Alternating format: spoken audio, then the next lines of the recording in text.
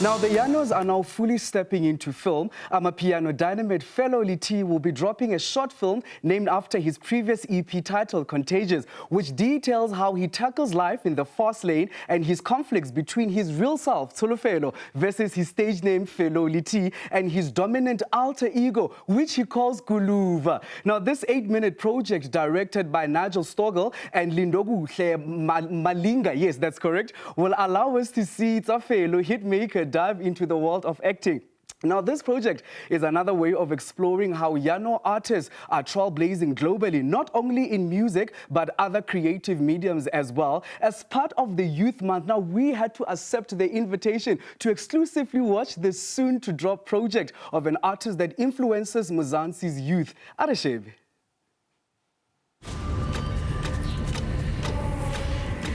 A first in Amapiano, a short film titled Contagious by one of Mzansi's best Amapiano musicians, Fellow Liti, who created this with the hopes of widening his creative abilities through this trailblazing sound. We trying to break barriers to Amapiano, trying to really do something to Amapiano visually. It's getting global. We might as well push boundaries visually, also getting on a global stage. So that's why we did it. This short film shows off a new layer of creativity to the many talents that Fellow is well known for outside of music. I like the fact that he got out of his comfort zone. There are scenes where he's running in the woods. There are scenes where he's literally standing in the snow. I thought to myself, this is absolutely amazing. This was not a fly-by-night project. This is a project that definitely deserves a round of applause and deserves to be acclaimed. I absolutely loved it, absolutely. I agreed because like the idea that I got from Nigel and Fax, it was so cool for me, Besides the fact that it's a team that I believe in, it was so cool for me. And Linnaginali interested when it comes to like acting and trying out roles. I think just the character of him trying to break out of like, you guys just know him for one piece, like Tsafelo, or like for his music, but just like for him coming out and being more into film, more into acting, more into becoming a bigger brand. I think that's why also. The film not only shows a new talent to the hitmaker, but also uncovers his multi-layered persona that constantly pushes him to keep going. Everything actually speaks to me directly. The first part you can see I'm in a church, I'm praying, I'm, calling to God, which is a huge belief for me. I believe in God so much. And then the second part is, as you can see in the woods, there's Guluva walking slowly with confidence. Then you have Tolos running away. And that also speaks to me because as much as I'm a very shy person and down to earth and all that, I do have an inner power within that just wants to do better. That's why we have your Contagious, you have music, that's great, you have body episodes. Because I believe that I wouldn't have these things if the inner power didn't believe in the people that are bringing these ideas. One of Mzansi's favorite media bay, Anela Zondo, has a leading role in this film that depicts Fellow's love and passion.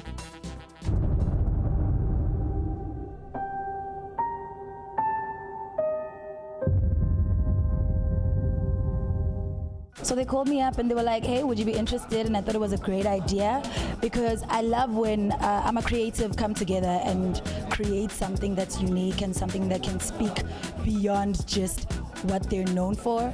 So I said, definitely, I'm doing it, I'm in. And yeah, it was amazing. It was a great experience. And it was so easy for me to play because it's just a depiction of love. So I represent what love is to him. And I think we can all relate to Indabaya love. So it was quite easy for me to get into that pocket and to demonstrate that. But Trendy, Contagious will be releasing soon. So in the meantime, here's what you can expect. So people can expect music expect certain music that goes hand in hand with Contagious 2, which is Contagious 2.0, you know, following the previous EP. So there's that music that's coming and even more features, collaborations, definitely. Piano is certainly being cemented worldwide by the best who ever do it. So definitely do catch Fellow and everything else that he's up to. And it's only the beginning, and you can just imagine already how amazing the show is. Now, let's go for a cricket break. When we come back, we'll be continuing with the great, of course, that we have in store for you. But meanwhile, please head on to our Twitter page. It's at Trendz on SABC. And don't forget to hit that follow button to never miss anything. We'll be back. Just stay tuned.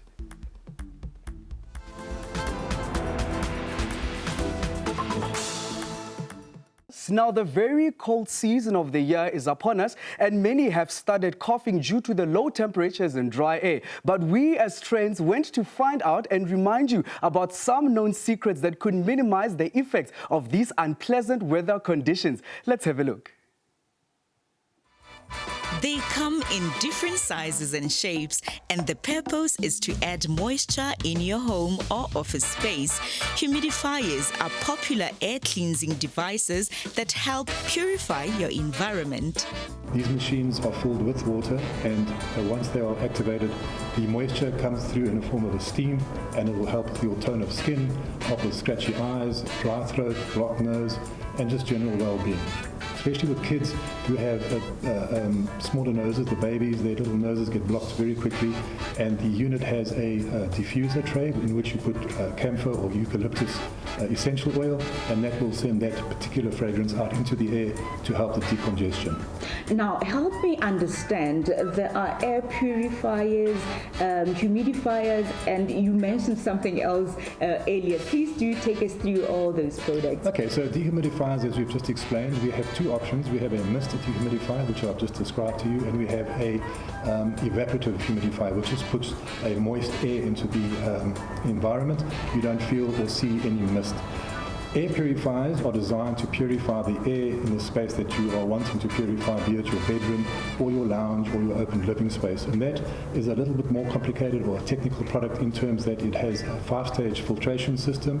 You have a pre-filter, an activated carbon filter, which captures all the VOCs, which are your volatile oxidized compounds, which are smells like odors, like paint smell, carbon monoxide from car fumes, and then you have your HEPA filter, which captures the very small, finer particles, and then you have a ultraviolet light, which will zap anything that gets through in terms of viral or bacteria, and then you have your PCO, which is a photocatalytic oxidation light, which will then be at the final stage of that filtration system, making the air very clean and pure around your space. Air purifiers can be used throughout the year, especially allergy sufferers. So when it comes to springtime, all the pollen in the air, in particular, you have your mold spores in the wet season, at least when it rains. So you can use these products throughout the year, winter as well, obviously with the dust. Humidifiers you could use mainly in winter, because in summer with the rainfall the air is moist, so you don't really have to use a humidifier unless specified to do so. There are also dehumidifiers, which are very useful during this cold season. Dehumidification is designed to basically remove the moisture, so it does the opposite of the humidifier. So if you have rising water problem, or you had a flood, a burst geyser, you had your carpets clean, any one of those things, a dehumidifier will help you to dry the space in your home. It's essentially good for also condensation. There is now your winter use when you have hot air on the inside from your heaters, cooking pots, steams, the steam from the shower, and you have cold air outside. Your condensation will come through in the form of water droplets on the inside of the window, and a dehumidifier on all night will certainly alleviate that problem tremendously, and you'll be able to see the difference and feel the difference when you don't have that clammy feeling inside the home. And these can be used throughout the year. That's your winter application. Summer application, again, it would be also for laundry drying. So in inclement weather, when you have raining days all the time, 3, 4, 5 days on the trot, or 2 or 3 weeks, you can put your dehumidifier in a small room, washed clothes on a clothes horse, close the door and put your dehumidifier into laundry mode, and within an hour and a half that laundry is dry. The dehumidifier, the benefits of that are that the air is also kept dry in the months when there's a lot of humidity around. So it helps to remove mold and fungal growth on walls where you have spaces in a home or a particular area where there is no ventilation. So the steam, for example, from a shower would collect over a period of time, and eventually you're going to have mold growth, fungal growth, and that's not healthy because spores are released, and again, allergy sufferers will have a terrible time with those sort of things around them. So a dehumidifier is great for removing those sort of things. So overall benefit from, and you can use them together. You can use an air purifier and a dehumidifier together. So Trender, make sure you have a healthier winter period.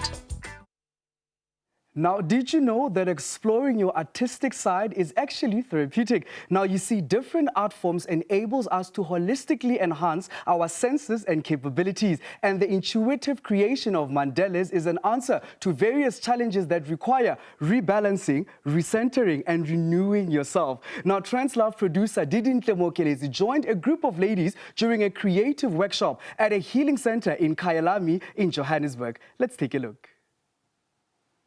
I'm at the Collaborative Healing Center north of Johannesburg, and we've been told that beyond these gates, one can embark on an intuitive creative process through the making of what is called the mandalas.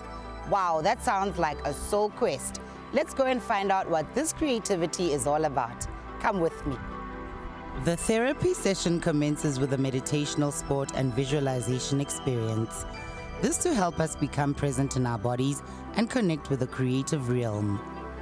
Being present in your body is very important. So when we start out, we just do a bit of a body presencing to understand where you are, how present are you in your body at this stage, and as a gauge as well to see what is your nervous system like, how is your breathing at this stage, because you can use that then as a gauge at the end of the session to say, I'm calmer, I'm more relaxed, I'm grounded, compared to the beginning. It sounds like yours is a holistic approach to self-realization. What themes do you address? Themes are whatever people bring with them, whether they are needing to take more time for themselves, whether they are perfectionists like myself, whether they are on a healing journey of some kind. And some people are just here to have fun. So it really depends on where everybody is, and I try and meet them where they're at. What brought me here was the feeling of being quite stressed, the spiral of mentalizing thoughts going on in my head, round and round in circles, waking up in the middle of the night with all the to-do lists in my head. I was like, I can't do another day like that. So I came here actually because I'm wounded. I had a small freak accident while I was traveling, and I thought to myself, why not? It's a healing therapy, so it will help me because I was very emotionally down and confused. And once everyone feels grounded, the quest of self-exploration through art is ignited. Attendees are encouraged to create a mandala in their chosen healing space, which feels right. What are we exploring when we're creating these mandalas? You're exploring yourself in a way. You can have questions answered. You can also just find a place of calm and centeredness and groundedness. The mandalas for me though help to just really ground and center me, and then having the intuitive process which says there is no rules. So even if a mandala technically looks like this, it doesn't have to look like that. It can look in whatever manner or form that comes out for you. How is each mandala unique? Well, every person is unique, so they bring their own set of gifts and tools and life experiences to the table. Who specifically do you cater for that especially needs this type of art? For me, that would be people who are looking for more than what they have currently. So whether they are already a creative person who is feeling blocked or stuck in a particular area, or it's someone who is just from the beginning just knowing that things aren't going right for them and how can they change and how can they be different. A feedback session is part of the healing process. Each creative expresses their artistic experience and gains perspective on how their artwork makes the onlookers feel. This is my childhood piece.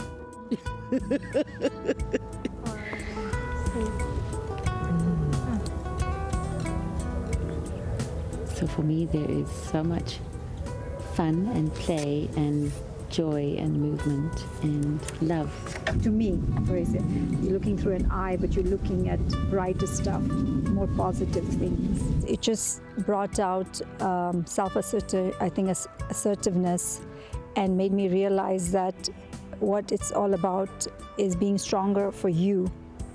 As a mother of 4, having family around you that depend on you, you kind of neglect yourself. And after drawing the mandala, I've just realized that how important it is to be strong for yourself. What is super valuable for me is the sharing with a group, because alone we can't see ourselves, or we're seeing it very limited.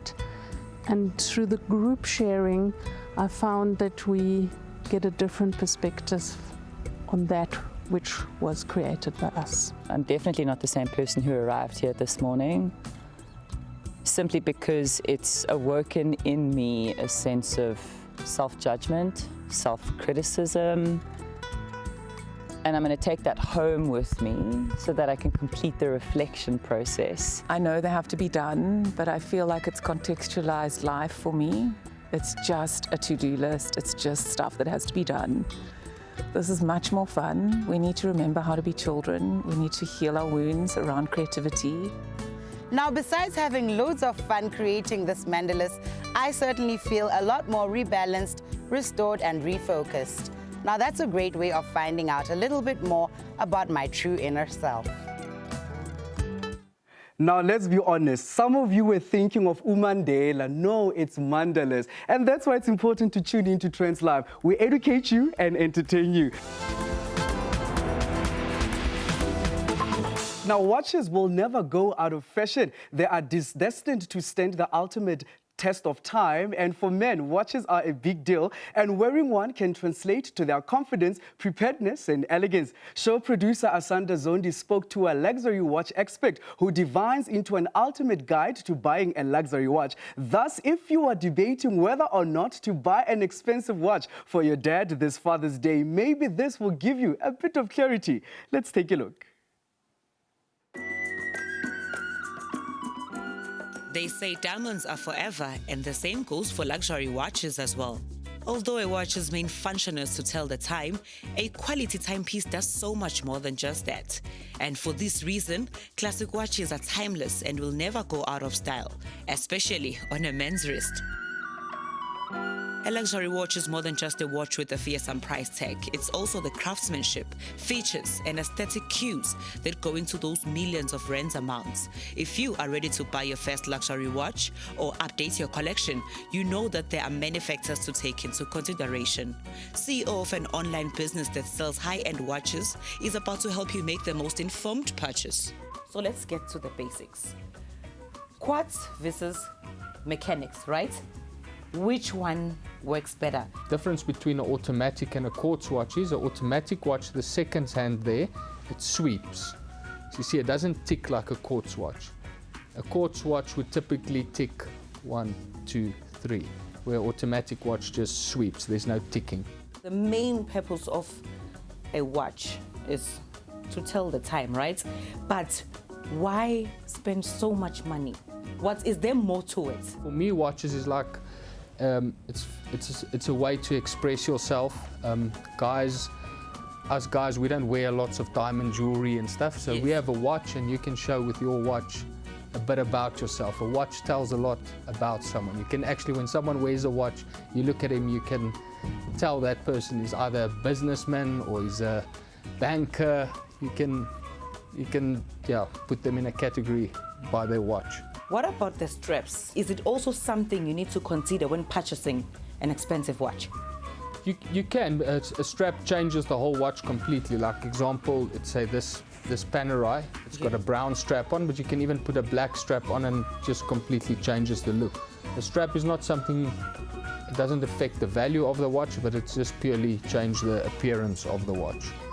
For a perfect fit, how do I know that this is a perfect size for me? Especially now, because people buy these watches online. There's not really a way of telling what you're gonna like. You must put on your wrist, it must feel comfortable, and you like it. It's not, a small wrist doesn't have to have a small watch. So, but how should a watch sit on a wrist? How should it look when it's on your wrist? Should it be tight? Should it be loose? It must be comfortable. You must like it. Normally, like guys that work in banking or that wears a lot of cuffed shirts, they want a slimmer watch so that it can actually go under their cuff. Whereas the bigger diver watches, they can't go under your cuff. So there's like small stuff like that to consider. But I always tell guys, just wear what you like and what fits on your wrist, not purely because someone says it looks nice when you have a big watch on. I think it's safe to say that buying your first luxury watch is exciting, but it can be nerve-wracking too. So, Melusa's story sakho mfethu. It's kind of very risky when I'm gonna spend so much money in purchasing a great watch, but then I am not sure if something is legit or fake. Normally, if a price is too good to be true, it's definitely a scam or something. What's a price that's too good to be true? This watch. Can I try one on? This watch you can't buy for under 300,000 or say 250,000 rand. So if you're going to see this watch online for 100,000, I mean, you're definitely going to know something is not right. But some guys, they go after the too good to be true deals and they get burnt. You can immediately see the way the bracelets are set on the watch. When you pick them up, you can feel they feel hollow. The glass isn't sapphire, but the high-end fakes, they've replicated the bracelets, the crystals, the movements. Even if you open the watch on some of the good fakes, you will think it's authentic. If you don't know what you are looking at, if you haven't bought or held thousands of these watches before, you're not going to know if it's a fake or not. And very soon we'll be celebrating Father's Day, and a watch can be a wonderful, practical gift. But which one is ideal? It can maybe be a watch for an older guy that you would want to give to his children one day or pass on down in the family, and it will actually hold its value as well throughout the time that it remains in the family. Usuyabona ngithi how expensive time is? Don't let anyone waste it. Now, first think about the ingredients that you are used to enjoying as a child. Was it specific spices or herbs? Now, perhaps it was an ingredient that you disliked as a child, but are fond of now. Whatever it may be, the chef picked indigenous ingredients from the local farmers and then tried, switch it up a bit. Now, let's have a look at how Harvest Heritage brought the planet, the plate, and the people all together. We all have memories of our favorite food from our childhood. Whatever it may be, Harvest, Heritage and Social Tech thought it's time to bring those flavors back to life and give those flavors a modern makeover by allowing young chefs to create something that will take food lovers on a nostalgic journey. Set up this event with the specific purpose of bringing the producers in the villages across South Africa into a relationship with chefs in the top restaurants and hotels in the country, so that there can be a special market created for produce out of the communities, all those old traditional ingredients that many of us have already forgotten about. Once someone is looking at the world with that lens and they have their why, then it really is a lot easier to say, but you know what else is special? Your heritage, your culture, your food. And actually you haven't made it when you can afford KFC. You've made it when you can go to someone like Chef Wandile Mabaso's restaurant, Lex Creatives, and eat fine dining African food, flavors from your grandmother, done for the modern 21st century palate.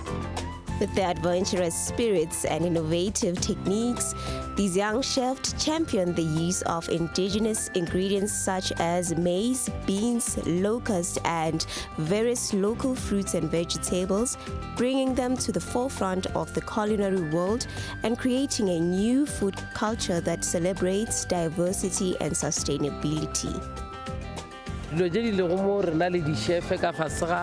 Social teach ya bo marna ke yona e re kopantšego le di chef di reetetse di testile dijo tša rena from villageng tša bo rena.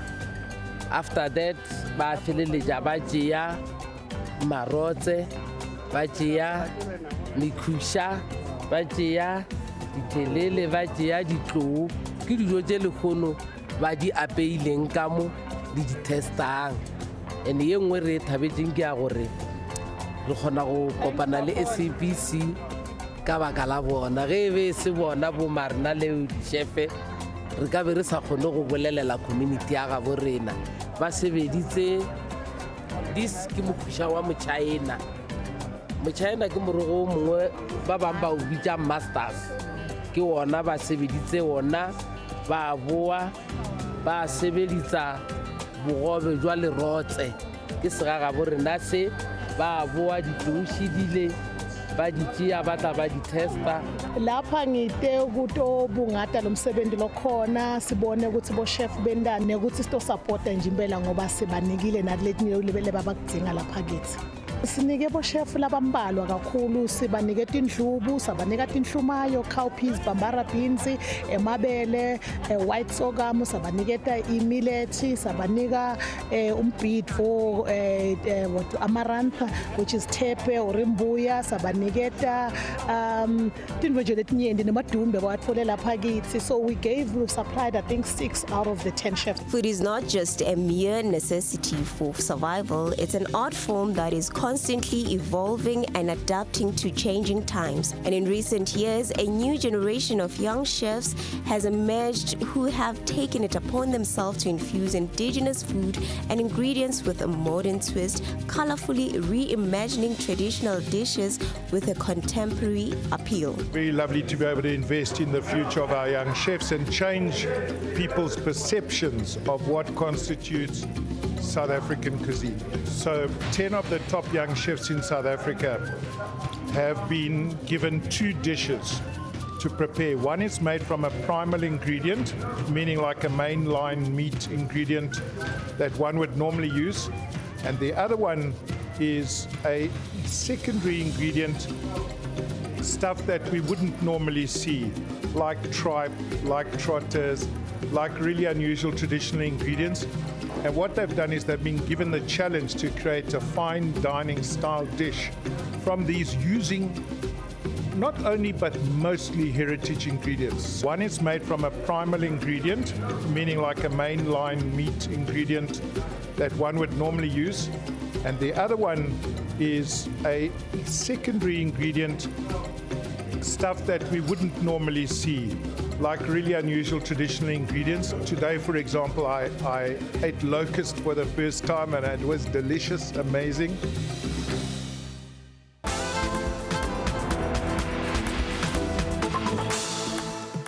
Welcome back. You're still tuned to Trends Live. Now we are talking all threads and fashion. Now, fashion trends change with every season. You'll find that what worked last season may be out of style this year. Now, to unpack what is in the men's wear autumn-winter season range, we are joined in studio by the founders of Refuse Clothing, a brand founded 7 years ago. Now, welcome Aminenhle Memela and Malcolm Mukhopa. Guys, welcome to studio. Thank you so much. First of all, man, you look dapper. You look nice. Thank you so much. Right, so that means I'm getting dressed next time. Yeah, it's cool. Thank you. You also thank look you. good, by the way. They have approved. I am safe. Now, let's go back to 2016 when you decided that, listen, we're going to start designing for men. That idea, how did it come about?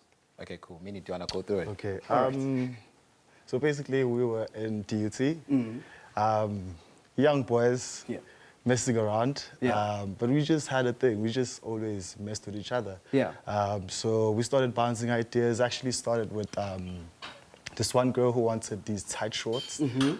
Yo, those killed us. Like, the moment we failed together, I was like, this could be the brew I can really kill this whole thing with. And from there, it's been like a journey. It's been a crazy journey. A lot of exciting moments, a lot of downs.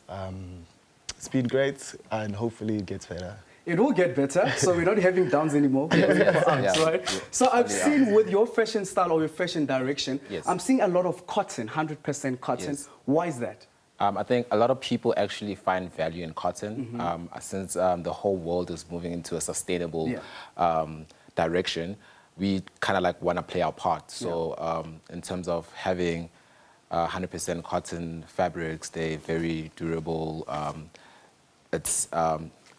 It's not easily for you to just throw away. It's quite valuable to a person. So within our clothing, in as much as it is 100% cotton, we also try to infuse our culture into it. Yeah. So that way it adds value and it makes a person kind of like value the garment more than just buying something. Yeah. And then speaking of valuing the garment and not just buying anything, right? Yeah. Fashion is not only about creating a jacket. It's Yes. about creating a jacket that has a statement and your signature, right? Yes. Now, quick question, and from the both of you, Yes. you will just give me individually, Yeah. what draws your inspiration to what you design and Yeah. the direction in which you take per piece? Okay, cool. So it derives from our culture, our Yeah. surroundings. So Yeah. we are in KZN.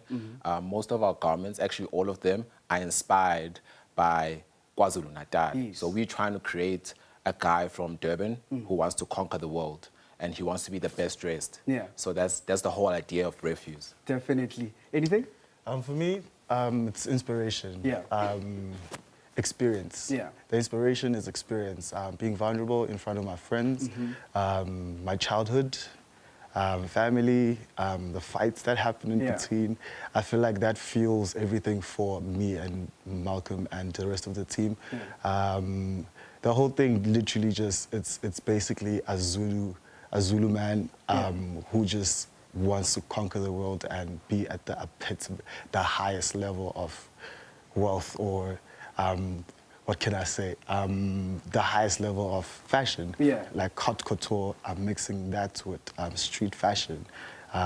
We've seen quite a few people which are now our heroes.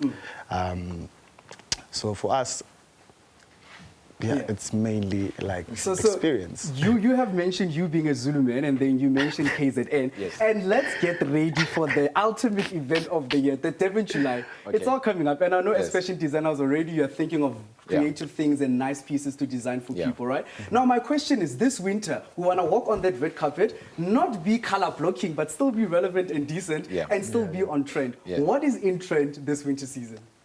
I feel like this winter season, you have to have like your staple knit, your suits, a lot of suits, just a bit boxy, with the short pants. We have that in our range.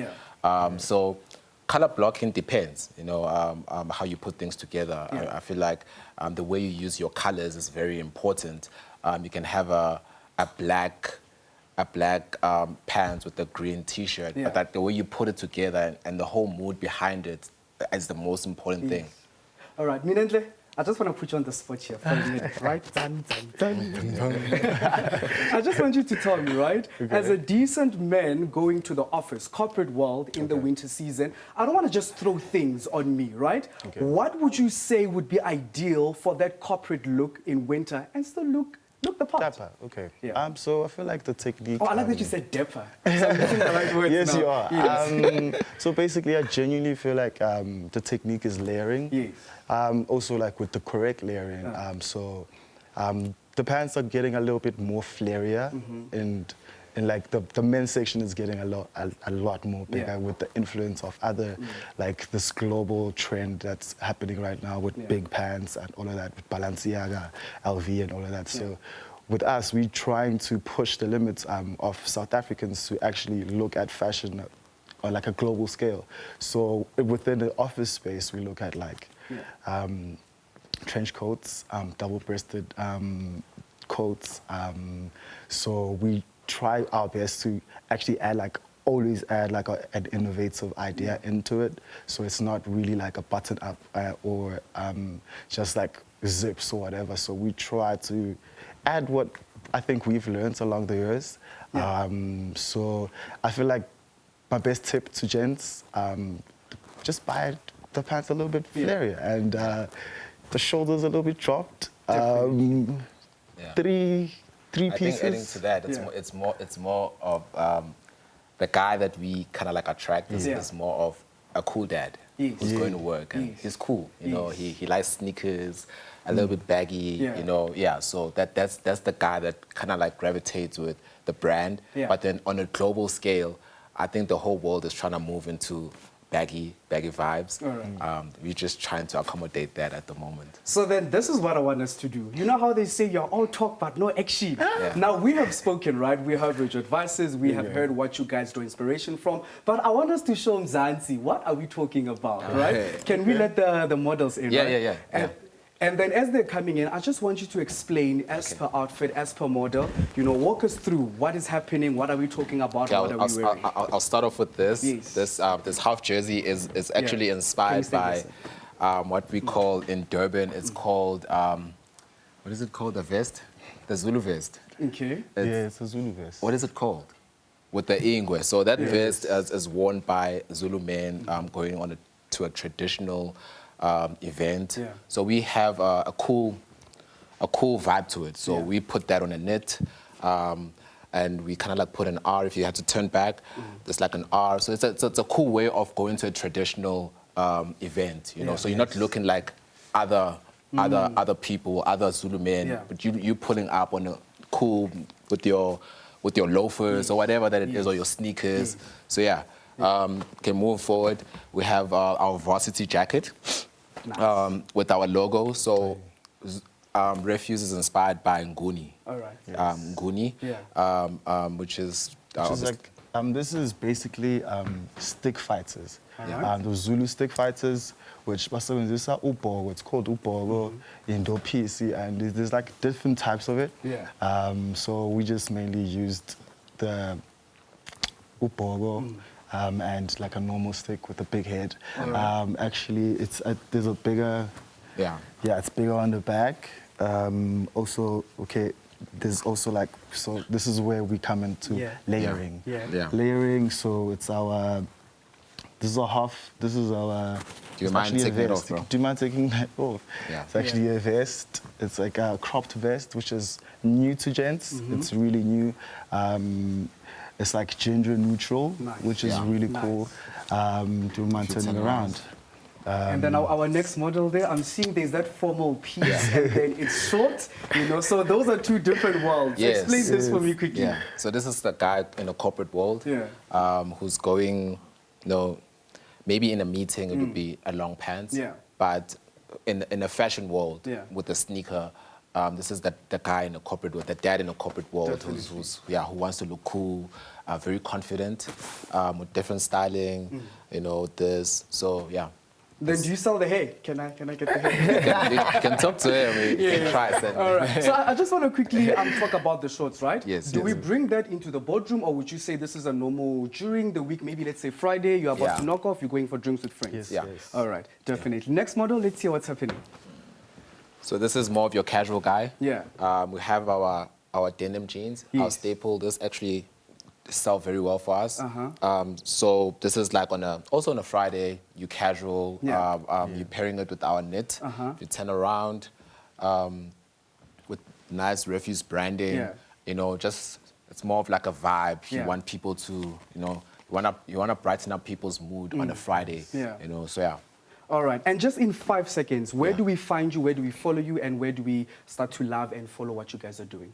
Okay, cool. Wanna talk? Me and Enhle will go first. Okay, cool. So Instagram, Twitter, we have a Facebook page, which we haven't. Can you name the names? Like the names.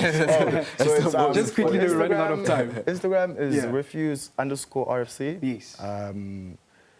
I think it's the same with everything. Twitter, it's the same with Twitter. Also, Facebook is Refuse Clothing Brand. Definitely. And then your social media handles, Malcolm? We just prefer like business. Okay. Yeah. No. But yeah, that's where. No, definitely. And that is what we do to educate you and entertain you, talking about fashion from the boardroom to a typical Monday to Friday. And gents, there is no excuse anymore. We must always be dapper and look amazing. From me, Tisa, it's Masike. That's all that we had in store for you. Now, do join us next week Friday at 8 p.m. on channel 404. Sheba, mudimu wa khorata itlokomele, udulonzi wipapili. And of course, man, it's about time we look dapper and dress amazing. From me to you, it's lots of love. Mwah. I love you.